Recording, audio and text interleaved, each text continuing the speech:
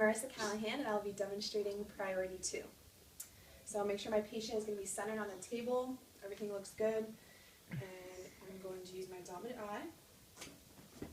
You have a right short leg. Can I have you turn your head to the left, please?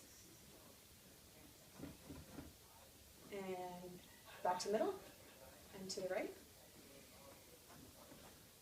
Okay. There's 3 things that can happen with this situation. For the first one, if it's a cervical syndrome, it's going to balance when he turns his head to the long leg side. In that case, I would check for a posterior C1, and I'm going to swipe and recheck. If the legs balance, I'm going to come back and check torque to the left, and again torque to the right. And depending on which one that is, I'm going to set my integrator, contact posterior C1, and make the adjustment.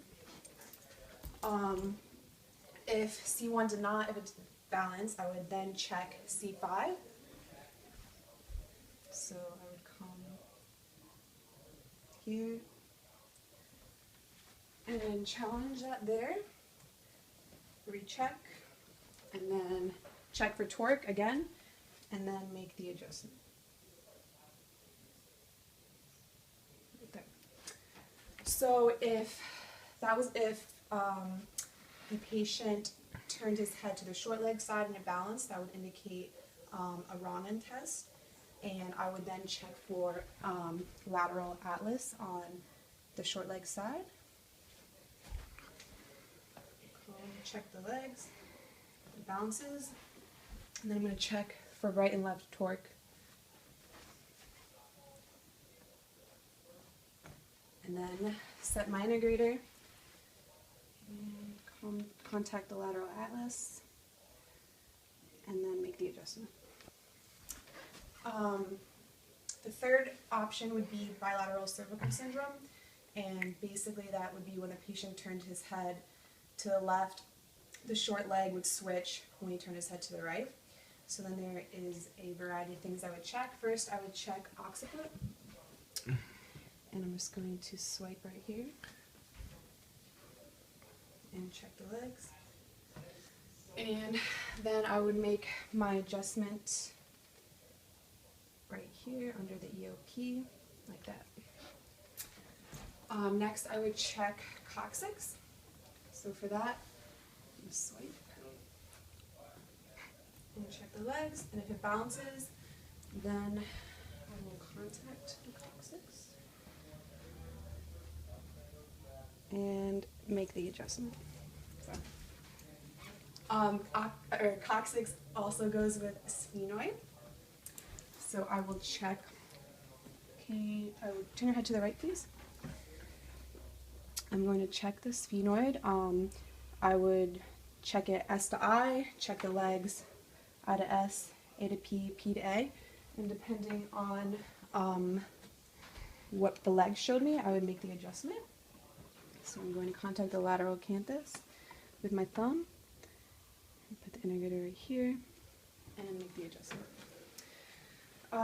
Next, if none of those balance, then I would check PI C5.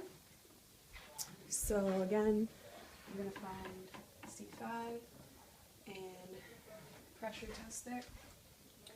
Check the legs. That balanced, I would contact C5 and adjust there with torque. I would check torque for that too. C1, PI, again, same thing. I would come back here, check that, check the legs, torque on both sides. Then I would check T6.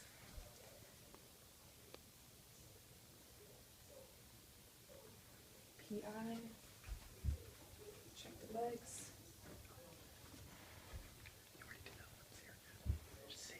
I would do torque for that.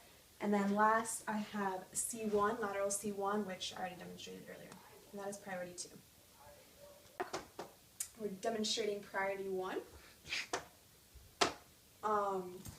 So I'm going to begin by checking the legs. And the first thing I would check for is a lateral occiput. Get a right short. So I'm going to come over here and pressure the lateral occiput. Again, checking the legs. I would come back and check for torque, left torque, and also right torque. So left torque balanced it.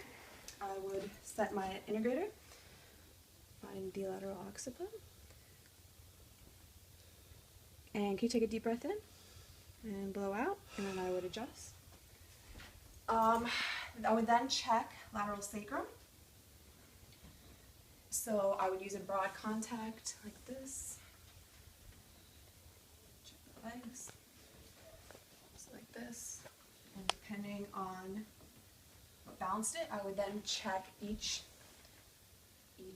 sacral segment, starting with S2. Then I would go to S3 and S4, again checking the legs to see what balanced it. I would also check for torque on both sides.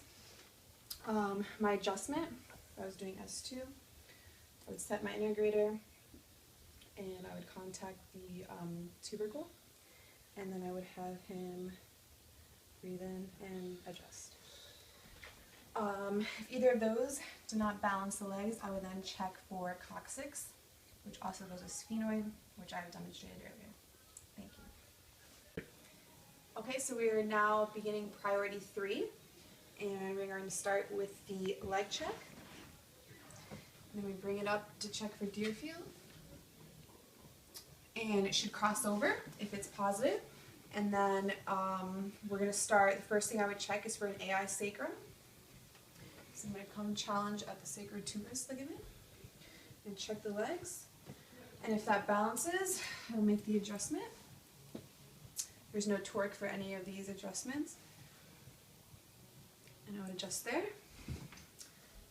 If it wasn't an AI sacrum, it could be an AS trochanter. So again, I'm going to do a pressure test and check the legs, and then contact the trochanter and make the adjustment, posterior and inferior. Next, it could be a PI ilium, so I would just pressure up like that, check the legs, and then make the adjustment under the PSIS. Last, it could be a superior pubic ring line. So I'm going to put my hand here. Can you squeeze your knees together? Okay. And then I would check the legs. That balanced, I would have the patient turn over. Can you turn over for me, please? And can you find your pubic bone for me, please? Okay, great. I'm going to contact just above that. Is that okay? Mm-hmm. Okay. Move your hand, please. Take a deep breath in. Go all the way out. And I make the adjustment like that. And that is. What was your line of drive for that adjustment? Inferior. Thank you much. That's the end of priority 3.